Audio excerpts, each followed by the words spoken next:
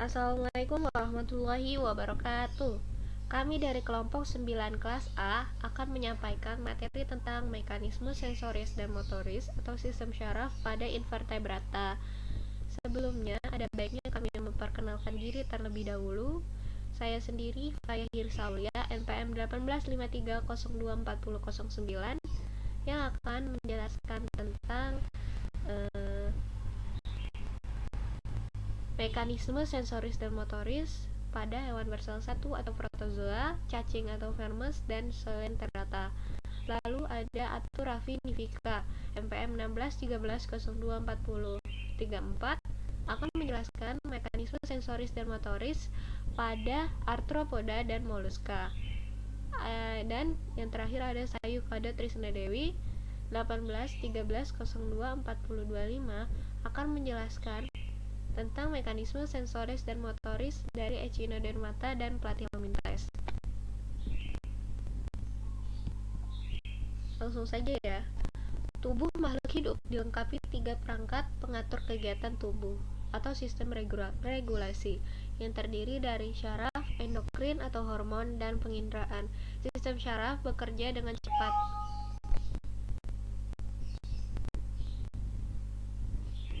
untuk menanggapi adanya perubahan pada lingkungan yang merangsangnya.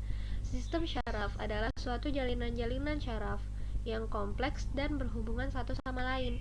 Semua penyebab terjadinya perubahan dalam tubuh atau bagian tubuh disebut rangsang. Alat yang mampu menerima rangsang dinamakan indera atau reseptor. Ada 2 macam sel syaraf. Yang pertama ada sel syaraf sensoris atau neuron sensori. Kesatuan struktural dan fungsional sistem syaraf disebut neuron.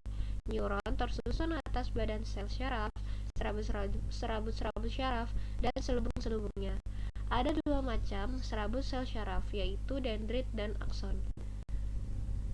Sel syaraf sensoris berfungsi menghantar impuls dari reseptor ke sistem syaraf pusat. Sedangkan sel syaraf motoris atau neuromotor berfungsi membawa atau meneruskan impuls dari sistem syaraf pusat ke efektor. Selanjutnya, saya akan menjelaskan tentang mekanisme sensoris dan motoris pada hewan bersel satu atau protozoa. Hewan bersel satu atau protozoa, misalnya amoeba dan paramecium, tidak memiliki sistem syaraf. Akan tetapi, hewan tersebut memiliki kemampuan untuk menerima dan mereaksi rangsang. Apabila amoeba mendapat rangsangan cahaya yang kuat, ia akan bergerak menjauh. Sebaliknya, apabila mendapat rangsangan cahaya yang lembut, ia akan bergerak mendekat. Dan juga pada paramecium, sebagai hewan berambut getar memiliki serabut-serabut syaraf yang berakhir pada tumpukan rambut getar atau silia. Serabut syaraf tersebut berfungsi sebagai pengatur gerakan silia. Dan hewan bersel satu itu belum memiliki sistem syaraf yang khusus. Selanjutnya ada mekanisme sensoris dan motoris dari cacing atau vermes. Di sini telah terlihat dari planaria. Hewan cacing atau vermes memiliki sistem syaraf berbentuk seperti tangga tali yang memanjang dan arah kepala ke arah belakang atau ekor. Pada sistem syaraf tangga tali, terdapat berkas syaraf yang membentuk simpul-simpul syaraf di bagian-bagian tertentu yang disebut ganglion atau ganglia jama. Di sini nih ganglionnya. Ada 2. Cacing pipih, misalnya planaria, memiliki susunan syaraf berupa 2 buah ganglia di daerah kepala. Selanjutnya, di setiap ganglion terdapat seberkas syaraf. Ini berkas-berkas syarafnya.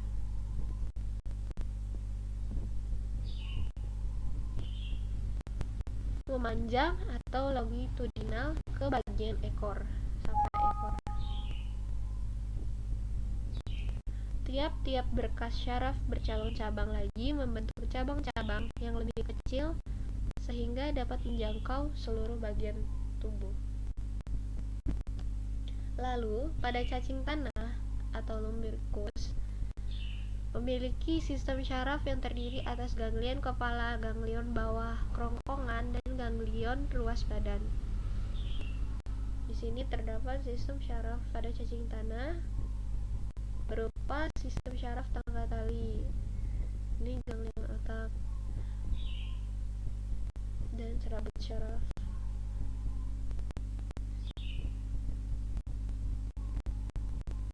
Ganglion kepala merupakan kumpulan badan sel syaraf terletak di ujung depan tubuh pada ruas ketiga.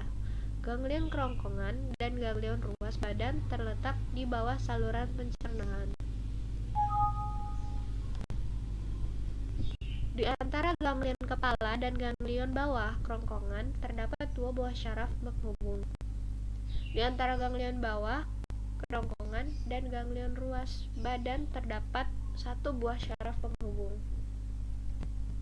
Selanjutnya, pada tiap-tiap ruas tubuh terdapat ganglion yang membentuk cabang-cabang halus. Sistem syaraf pada ruas tubuh dengan percabangannya berfungsi mengatur gerakan tubuh cacing tanah.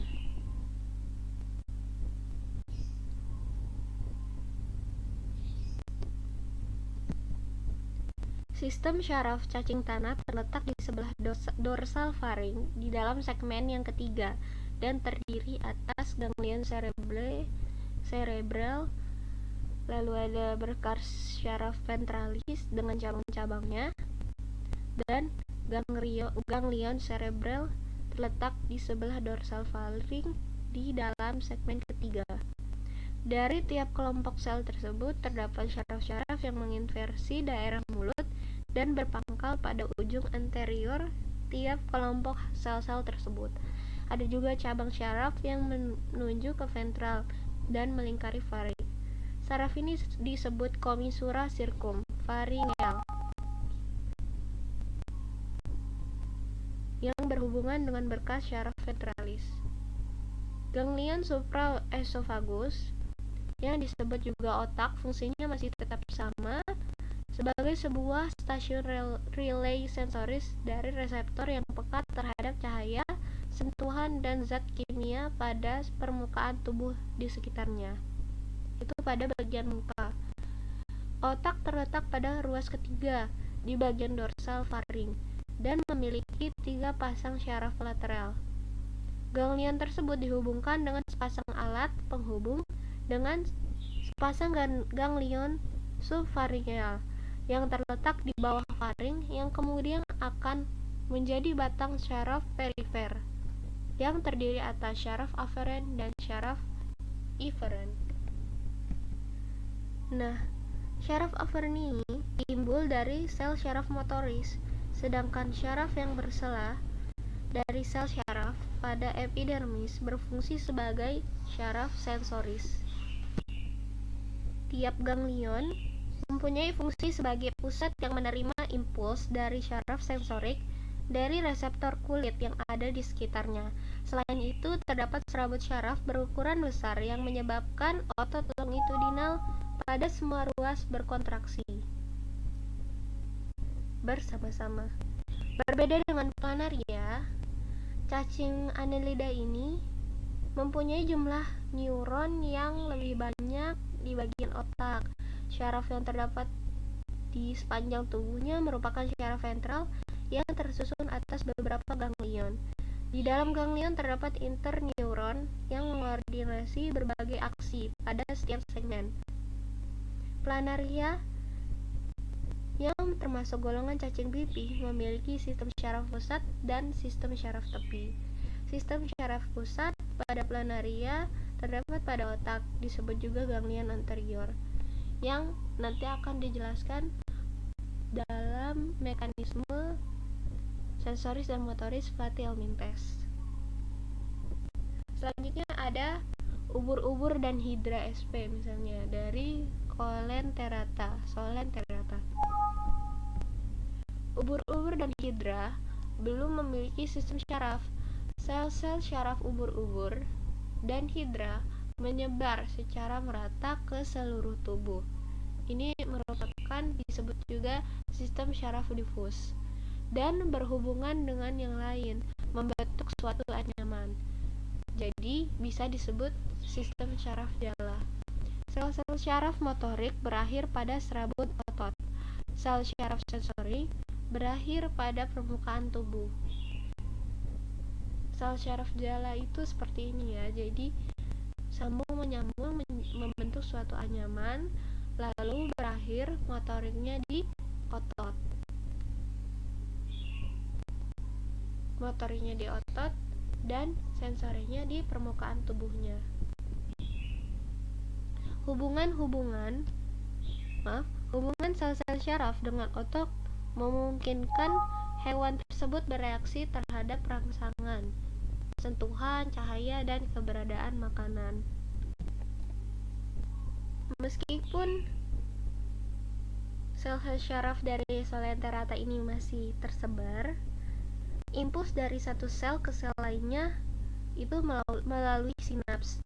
Walaupun syaraf jala sudah merupakan syaraf sinaps, namun tidak memiliki semua ciri-ciri dari sinaps, seperti transmisi impuls tidak searah dan impuls makin jauh makin lemah. Sistem syaraf ini belum punya sistem syaraf pusat karena sel-sel syarafnya tersebar seperti itu. Mungkin cukup sekian materi dari mekanisme hewan bersel satu atau protozoa, cacing atau vermes, dan juga Solenterata. Selanjutnya yaitu Echinodermata, contohnya pada bintang laut. Bintang laut memiliki sistem saraf yang kompleks dengan cincin saraf di sekitar mulut dan saraf radial yang berjalan di sepanjang wilayah ambulakral. Dari setiap lengan sejajar dengan kanal radial. Sistem saraf tepi terdiri dari dua jaringan saraf, yaitu sistem sensorik di epidermis dan sistem motorik di lapisan rongga selomik. Jadi, neuron yang melewati dermislah yang menghubungkan keduanya. Saraf cincin dan saraf radial memiliki komponen sensorik dan motorik dan mengkoordinasikan keseimbangan dan sistem arah bintang laut. Komponen sensorik menerima input dari organ sensorik, sementara saraf motorik mengkontrol kaki tabung dan otot. Bintang laut tidak memiliki kapasitas untuk merencanakan aksinya. Jadi, jika satu lengan mendeteksi bau yang menarik, ia menjadi dominan dan untuk sementara waktu mengayunkan lengan lainnya untuk memulai gerak ke arah mangsa. Selanjutnya yaitu Platyhelminthes. Sistem saraf cacing pipih yang hidup bebas seperti planaria terdiri dari otak, saraf longitudinal, dan plexus saraf perifer. Otak yang terletak di bagian anterior hewan terdiri dari dua ganglia sefalik yang bergabung dengan koneksi luas yang disebut commissure. Tali saraf longitudinal biasanya 3 hingga 5 pasang, memanjang ke belakang dari otak. Mereka terhubung oleh commissure transversal dan lebih kecil. Saraf lateral memanjang dari kabelnya. Saraf lateral menimbulkan plexus saraf perifer. Plexus saraf submukular terdiri dari sel-sel sensorik, sel ganglion, dan prosesnya terletak di jaringan longgar atau mesenkim di bawah otot subepidermal. Planaria air tawar memiliki neuron bipolar dan multipolar dalam sistem saraf mereka. Di planaria, neuron bipolar biasanya ditemukan secara transversal commissure antara tali saraf ventral, di mana mereka bisa berfungsi sebagai interneuron. Neuron sensorik biasanya juga bipolar. Pada tingkat struktural halus, sel-sel mirip glia terdapat antara neuron otak dan sepanjang tali saraf ventral. Otak planaria memproses sinyal eksternal yang diterima melalui neuron sensorik masing-masing, sehingga menghasilkan perilaku yang sesuai. Selain itu, planaria dapat menyesuaikan fitur perilaku sebagai respon terhadap kondisi stimulus dengan mengintegrasikan beberapa sinyal eksternal di otak. Planaria dapat merasakan berbagai sinyal lingkungan dan dengan cepat menampilkan perilaku responsif yang berbeda tergantung pada jenis sinyal, seperti cahaya atau suhu yang disampaikan melalui neuron sensorik yang diproyeksikan ke otak mereka. Planaria menampilkan perilaku stereotip dalam menanggapi rangsangan eksternal. Misalnya mereka menampilkan fototaksis, kemotaksis, termotaksis, dan tikmotaksis.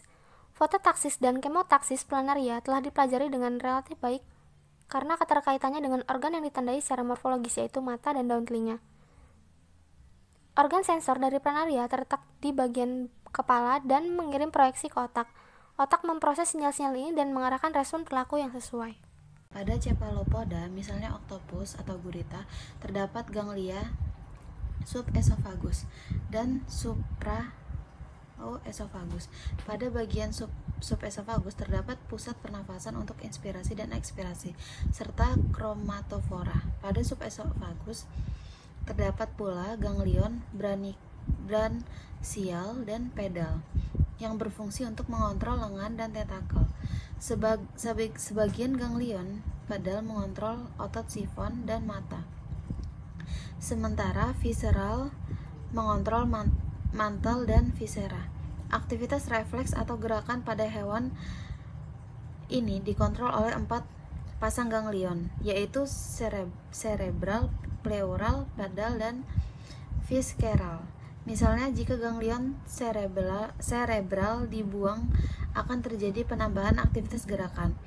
Mekanisme kerja ganglion menunjukkan bahwa ganglion tersebut berfungsi sebagai inhibitor. Pusat motorik sensorik utama olfaktorius untuk pembau dan lobus opticus pada tangkai mata, serta pusat kompleks dorsal vertikal terdapat pada supraoesophagus. Sedangkan bagian otak supraoesophagus berisi pusat motorik, pusat sensorik oesophagus. Sedangkan bagian otak supraoesophagus berisi pusat motorik, pusat sensorik utama yang berupa lobus untuk pembau dan kompleks dorsal vertikal. Kemudian ke serangga.